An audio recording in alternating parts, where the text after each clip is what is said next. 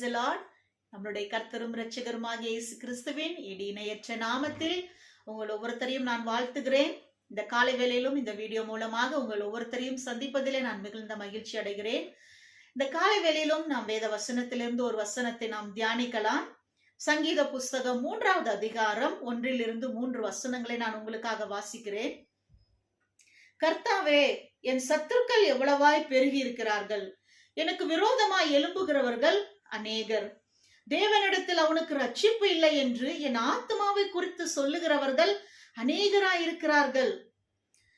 இந்த வசனத்துல பாத்தீங்கன்னா தாவீது போய் ஆண்டவர்கிட்ட விண்ணப்பம் பண்றாரு. ஆண்டவரே, என் சத்துருக்கள் எவ்வளவாய் பெருகி இருக்கிறாங்க ஆண்டவரே, எனக்கு விரோதமா எவ்வளோ பேர் எழும்பி இருக்கிறாங்க ஆண்டவரே. அப்ப பாருங்க, தாவீது கர்த்தர்கிட்ட போய் இவ்வளோ சத்துருக்கள் எனக்கு இருக்கிறாங்களா ஆண்டவரே, இவ்வளோ பேர் எனக்கு விரோதமா பேசுறாங்களேன்னு சொல்லி ஆண்டவர்கிட்ட போய் விண்ணப்பம் பண்றாரு. தாவீது மாதிரி ஒரு பிரச்சனைய அநேகர் நாம கூட இன்னைக்கு வாழ்க்கையில ஃபேஸ் பண்ணிட்டு இருக்கிறோம். பாருங்க, ஒரு சத்துரு இருந்தாலே கஷ்டம், அதுல போற இடத்துல எல்லாம் பிரச்சனை, போற இடத்துல எல்லாம் நமக்கு விரோதமா இருக்கிறாங்க, எங்க போனாலும் நம்மளை காயப்படுத்துறாங்க, எங்க போனாலும் வார்த்தைகளால நம்மளை கஷ்டப்படுத்துறாங்க, எங்க போனாலும் நமக்கு பின்னாடி இருந்து நமக்கு விரோதமா காரியங்களை செய்கிறாங்கன்னா நமக்கு எவ்வளோ ஒரு வேதனையான காரியம் இல்லைங்களா? நீங்க அநேகர் அந்த மாதிரி ஒரு காரியத்தை நீங்க வாழ்க்கையில ஃபேஸ் பண்ணிட்டு இருக்கிறீங்களா?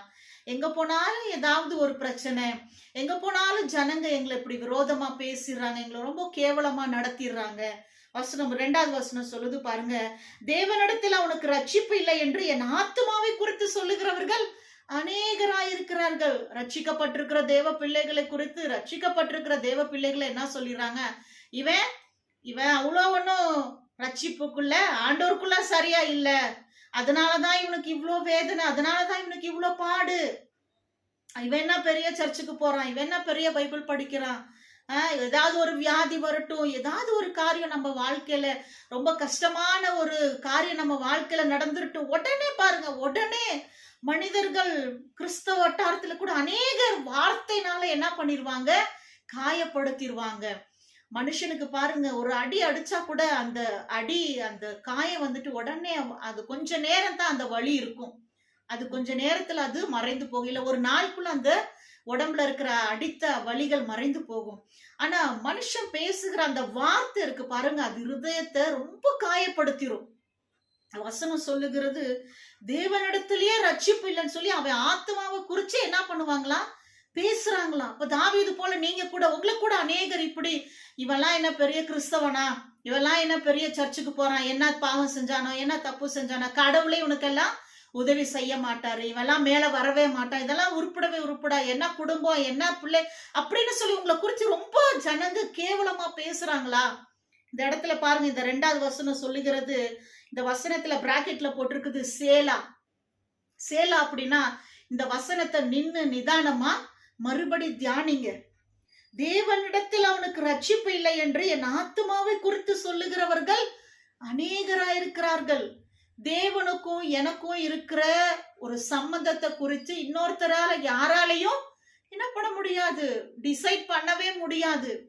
என்னை ரட்சித்தது என் தேவன், நம்மளை ரட்சித்தது ஏசப்பா, அவர்கிட்டே ஆசிரியர், இது கடவுளே இதனாலதான் இப்படி பண்ணிட்டாருன்னு யாருமே நம்ம யாரையும் ஜட்ஜ் பண்ண முடியாது. பாருங்க, அப்படியெல்லாம் கூட அநேகர் என்ன பண்றாங்க, காயப்படுத்துறாங்க.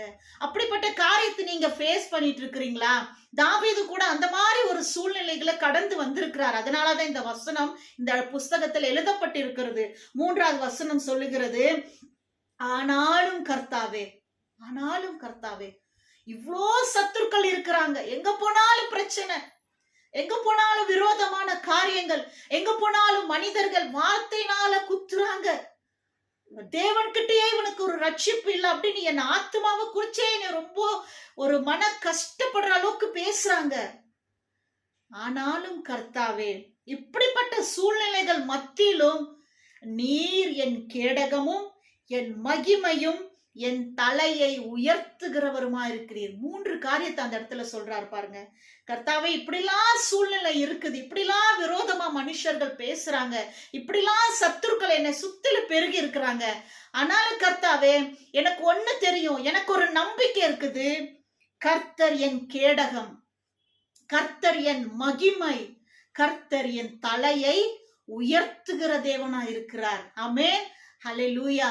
இந்த மாதிரி சூழ்நிலைகளை நீங்க கடந்து போய் கொண்டிருக்கிறீங்கன்னா, தாவீது போல அந்த சூழ்நிலைகள் மத்தியில நீங்க சொல்லுங்க, கர்த்தாவே எனக்கு விரோதமா இப்படிலாம் ஜனங்க பேசிடுறாங்க, என்னை சுத்தி சத்துருக்கள் இவ்வளோ என்னை ரொம்ப மனசு கஷ்டப்படுற மாதிரி காரியத்தை சொல்லிடுறாங்க. நான் இதை குறிச்செல்லாம் இல்லை ஏசப்பா.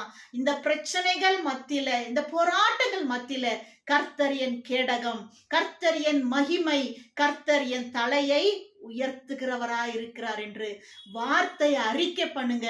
அந்த சூழ்நிலைகள் மத்தியில வசனத்தை பேசுங்க, கர்த்தரை உயர்த்துங்க, அவர் மேல நம்பிக்கை விசுவாசத்தை வளர்த்து கொள்ளுங்க. தாவீதை ஆண்டவர் உயர்த்தினது போல உங்க வாழ்க்கையிலும் கர்த்தர் உயர்வை கொண்டு வருவது நிச்சயமான காரியமா இருக்கிறது. ஆமென். கர்த்தர் இந்த வேத வசனத்தின்படி உங்கள் ஒவ்வொருத்தரையும் ஆசீர்வதிப்பாராக. நாம் எல்லாரும் இருக்கிற இடத்துல கண்களை மூடி ஜெபிக்கலாம். எங்களை அதிகமாய் நேசிக்கிற எங்கள் நல்ல ஆண்டவரே, கர்த்தராகிய இயேசு கிறிஸ்துவின் நாமத்தினால உங்க சமூகத்தில் வருகிறோம். தகப்பனே, இந்த ஆசீர்வதிக்கப்பட்ட இந்த காலை வேளையிலும் ஏசப்பா, உங்க வார்த்தையை கேட்டுக்கொண்டிருக்கிற ஒவ்வொரு தேவ பிள்ளைகளையும் ஆண்டவரே, சிறியவர்கள் இருந்து பெரியோர் முதல் வாலிப பிள்ளைகள் வரைக்கும் ஒவ்வொருத்தரையும் கர்த்தாவே குடும்பம் குடும்பமாக உங்க வல்லமையில கரத்துல நாங்கள் ஒப்பு கொடுக்கிறோம், ஆசீர்வதிக்கிறோம். தகப்பனே அப்பா, காலைதோறும் உங்க கிருபை புதிதா இருக்கிறதே ஏசப்பா. இந்த காலை வேளையிலும் தகப்பனே உங்க புதிய கிருபையால ஒவ்வொரு தேவ பிள்ளைகளையும் நீர் ஆசீர்வதிங்க, நிரப்புங்க ஆண்டவரே. அப்பா, நாங்கள் கேட்ட வசனத்தின் படி ஆண்டவரே அப்பா, தேவரீர் எங்கள் மகிமையும் எங்கள் கேடகமும் எங்கள் தலையை நீர் உயர்த்துகிறவருமா இருக்கிறீர் சுவாமி. இந்த வசனம் ஆண்டவரே உங்க பிள்ளைகளுடைய இருதயத்துல விதைக்கப்படுவதாக, உங்க வாயில இந்த நாள் முழுவதும் இந்த வசனத்தை அறிக்கை செய்யும்படியாக பரிசுத்த ஆவியானவர் நீர் ஒவ்வொருத்தரும் இடைப்படுவீராக கர்த்தாவே. ஒவ்வொருத்தருடைய வாழ்க்கையின் கர்த்தாவே பிரச்சனைகள் மத்தியிலே, போராட்டங்கள் மத்தியிலே கர்த்தர் அவர்களை உயர்த்தி நீர் ஆசீர்வதிப்பீராக தகப்பனே. இந்த நாளில் அவர்கள் செய்கிற எல்லா காரியத்திலும் கர்த்தருடைய கரம் கூட இருந்து அவங்களை ஆசீர்வதிப்பீராக. ஆண்டவரே, நன்மைகளால நிரப்புங்கப்பா. எல்லா துதிகன மகிமை உங்க ஒருவருக்கே எடுக்கிறோம். எங்கள் மீட்பெரும் இரட்சகருமாகிய இயேசு கிறிஸ்துவின் நாமத்தினாலே ஆசீர்வதித்து ஜெபிக்கிறோம் எங்கள் ஜீவனுள்ள நல்ல பிதாவே. ஆமென். ஆமென். God bless you all. You are blessed in Christ.